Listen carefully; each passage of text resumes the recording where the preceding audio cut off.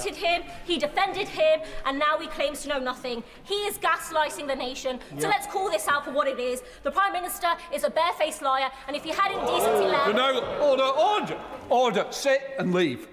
Leave now. I'll name you otherwise. I'd go now if I were you. Leave. I'm not. Leave. I've no name. I've given the option to leave. I'd leave if I were you very quickly. Move before I read it and give me one option. Right, give me that. You have no duties. It's my duty to carry out and control this House. One chance. Do you want to leave now or not? Right. I name Zarah Sultana.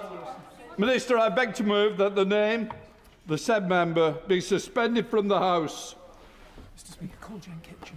Jane Kitchener. I beg to move that Zarah Sultana be suspended from the service of the House. The question is that Zarah Sultana be named and leave this House. All those in favour? Aye. Leave. I'm sorry you've done this. I really am. Right. Come on, Remy.